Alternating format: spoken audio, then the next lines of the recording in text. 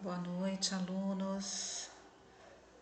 Como eu prometi, eu fiquei de fazer essa gravação sobre as correlações das fases do trabalho de parto com o mecanismo e períodos clínicos do parto.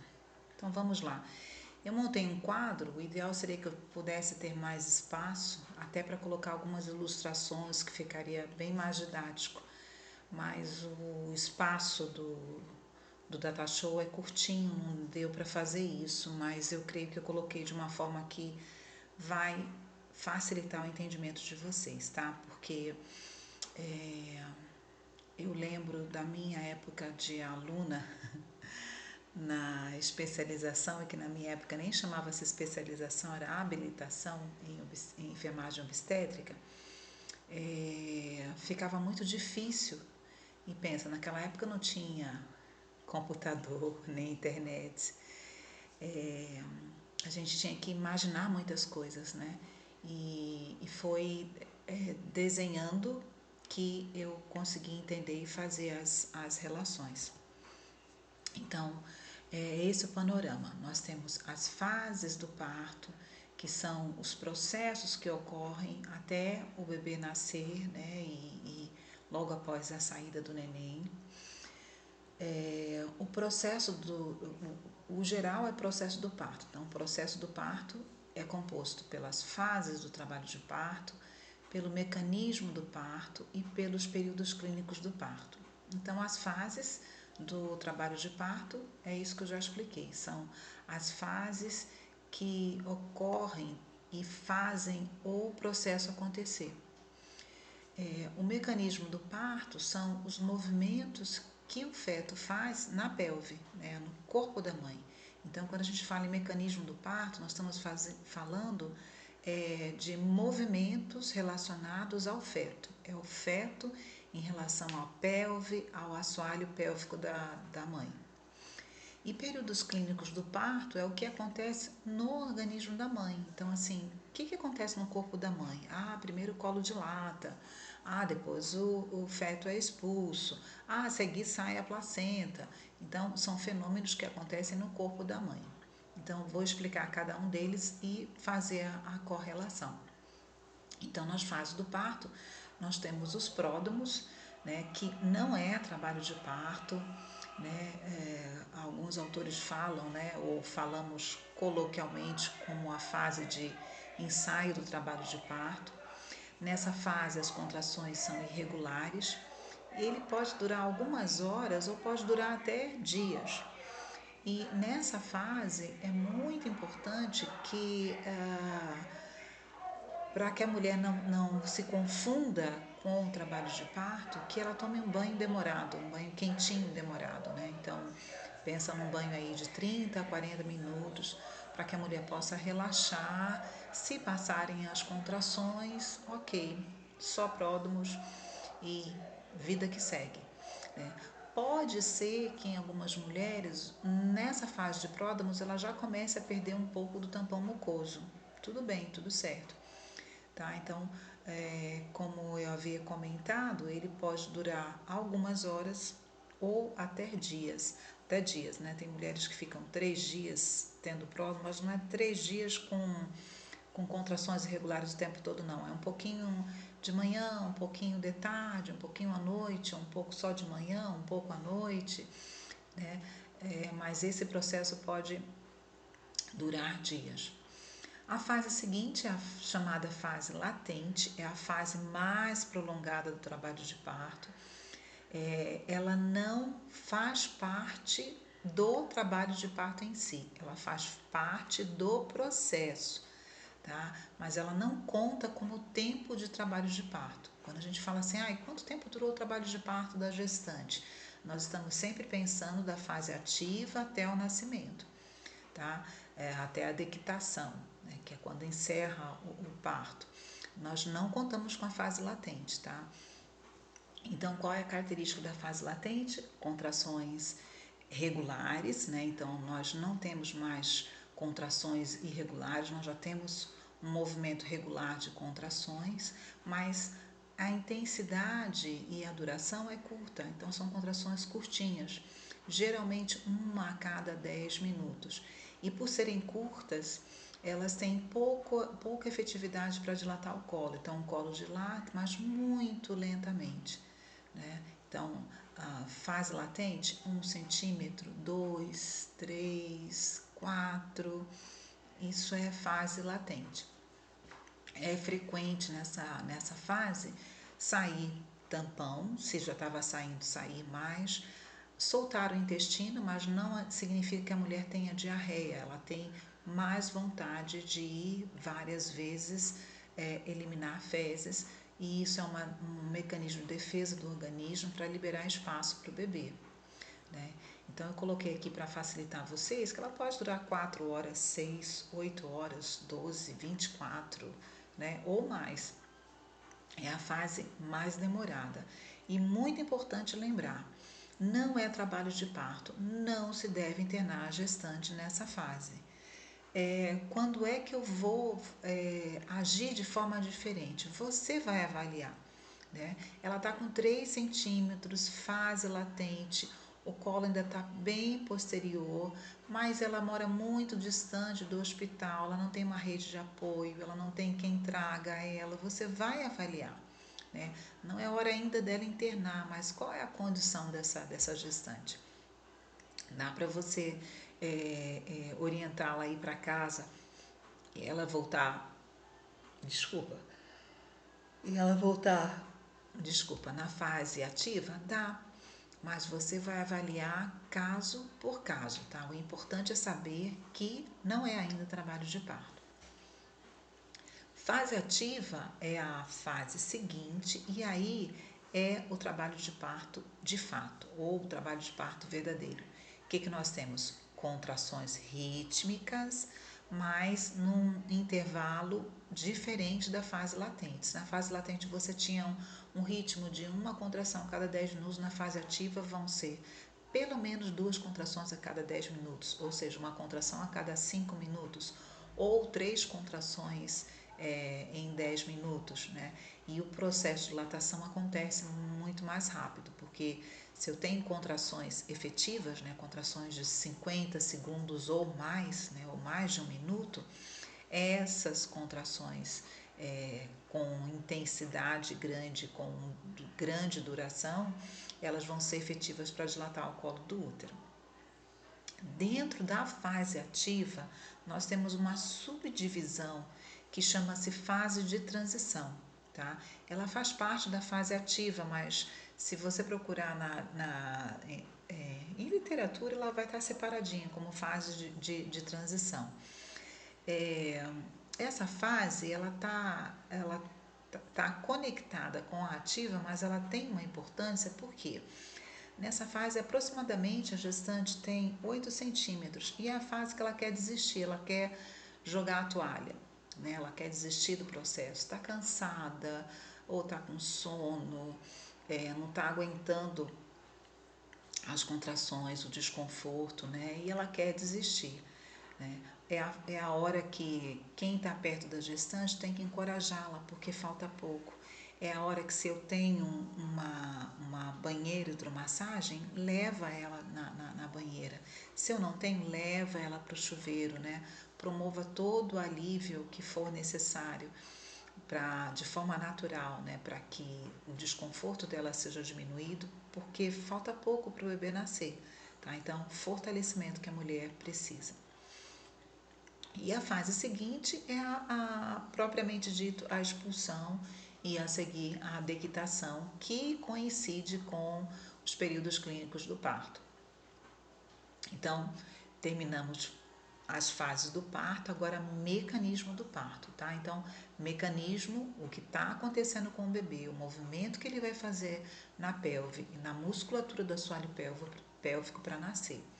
O primeiro tempo, né, do mecanismo do parto é a insinuação ou encaixamento. Então, se virem em algum livro, algum artigo, né, o termo encaixamento ou encaixe, tudo certo, tá?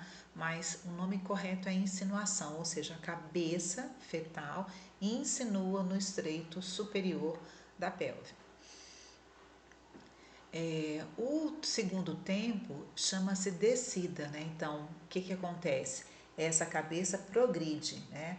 Ela passa do estreito superior para o inferior, isso é descida. O terceiro tempo do mecanismo de parto é a rotação interna da cabeça.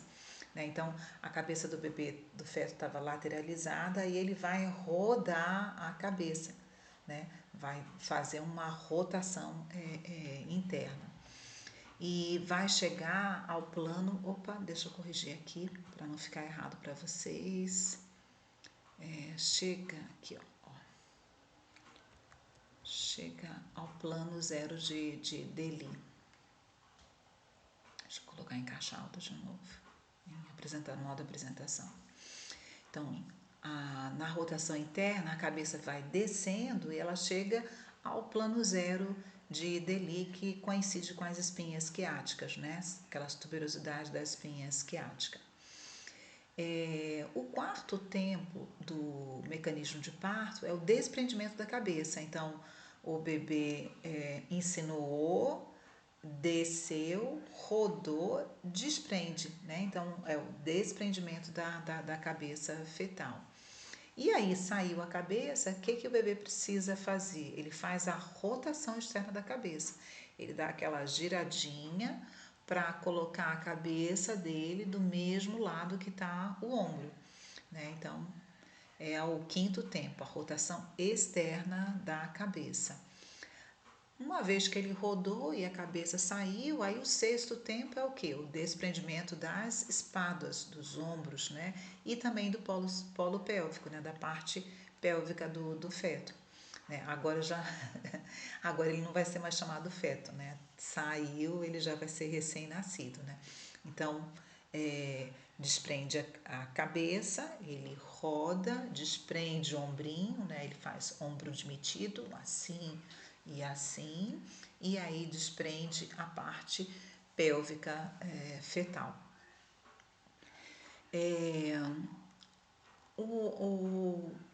Os períodos clínicos do parto, então, é o que acontece então no corpo da mãe. Então, o mecanismo que acontece, o movimento que o feto faz para nascer, né, para passar na pelve e atravessar também a musculatura do assoalho pélvico, e períodos clínicos do parto que acontecem no organismo da mãe. Então, o primeiro tempo é dilatação de quê? Do colo.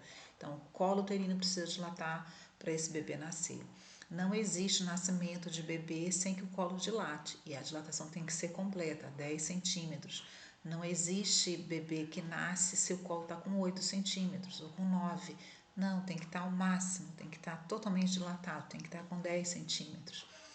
E essa dilatação é mais rápida quando na fase ativa do trabalho de parto. Aí dilatou tudo, nós vamos para o período expulsivo. Só que o período expulsivo começa quando? Quando termina a dilatação? Não.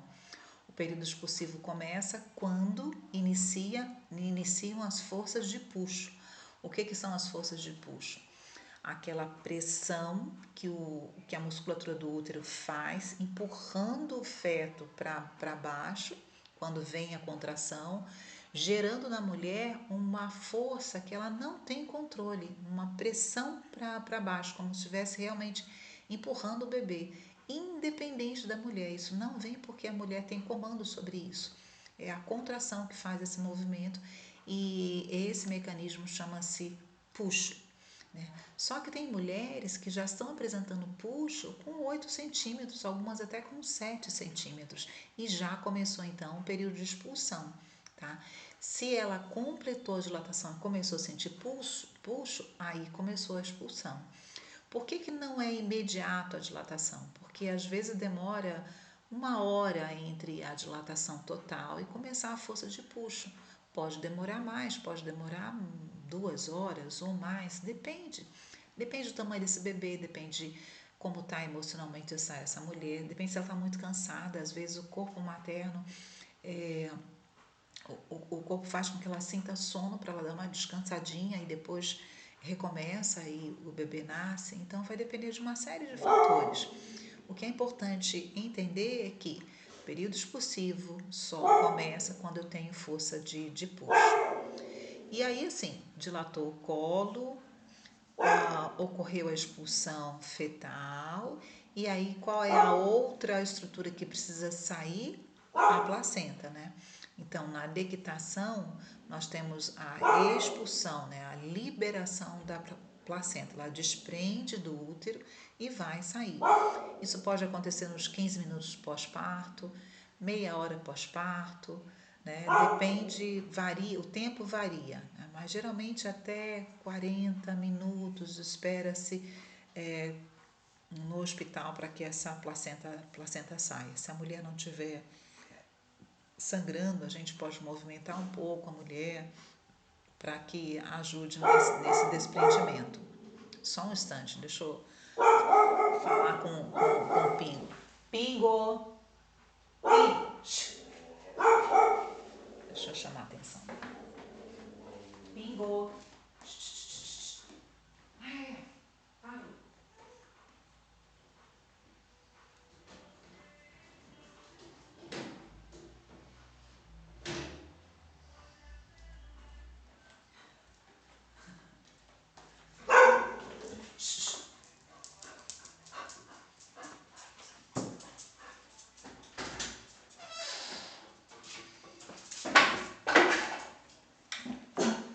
É o meu pet, desculpem. Então, o colo dilatou, o feto é expulso, a seguir nós temos a saída da placenta, e aí quando a placenta desprende e sai do útero, nós temos então a finalização do parto, né? Então, o parto só termina quando sai a placenta, tá? É o que se chama de dectação. Em vários concursos aparecem essas duas palavras aí, secundamento e delivramento. É a mesma coisa que dectação, tá? São sinônimos. E a seguir nós temos o período de Greenberg, ou pós-parto imediato, ou primeira hora pós-parto. Esse período é o período mais importante que nós temos que ter atenção em relação à puérpera, porque é nessa fase que pode acontecer hemorragia pós-parto, pode ficar resto placentário, pode ficar resto de membrana amniótica. Essa mulher pode ter hemorragia e, se nada for feito, se ela não for atendida a tempo, ela pode inclusive ir a óbito. É a terceira causa de morte. Terceira não, é a segunda. Terceira porque a segunda é aborto. É a terceira causa de morte materna no país, né? Hemorragia pós-parto, infelizmente. Então, toda a atenção nesse período, né? O útero tem que estar bem contraído, a gente tem que observar a presença do globo de segurança de Pinard, né? Que é aquela contração abrupta do útero, que a gente vê um globo mesmo sendo formado no fundo do útero. Temos que controlar os sinais vitais, especialmente pulso. Vocês vão ter logo uma aula teórica e prática sobre hemorragia pós-parto, e aí vão entender bem melhor essa parte. Mas assim, o útero é muito vascularizado, ele sangra rapidamente, e todo cuidado. Então, quando a placenta sai, função do enfermeiro obstetra, função do médico obstetra, analisar, examinar essa placenta, né? Ver se ela está toda completa, se os cotilédones estão todos inteirinhos, né? Se está tudo certinho, se não ficou nenhum pedaço dentro do útero. Como é que está o formato dessa placenta, né? Ela tem que ser arredondada, né? Mais ou menos discoide. Ela não pode ser deformada, parecendo um mapa, né? Se ela está com uma aparência diferente, significa que pode ter ficado algum pedaço lá dentro do útero. Então, uma simples avaliação já diz pra gente como essa mulher vai reagir no pós-parto. E aí, assim, que relações nós poderemos fazer entre mecanismo de parto e períodos clínicos do parto? Enquanto o bebê está insinuando, quer dizer, quando ele está encaixando, eu estou lá no período de dilatação. Pode ser que o colo comece a dilatar ou não. Às vezes o bebê encaixa até antes, tá? Então, o encaixamento pode acontecer durante o período de dilatação. E ele também pode encaixar enquanto ela estiver tendo contração, já na fase latente ou até na fase ativa. A descida também acontece nessa fase aqui, nesse período clínico aqui do parto. Opa, tem um erro aqui. Ó, deixa eu corrigir aqui. Ó. Faltou um A aqui, dilatação. Aqui.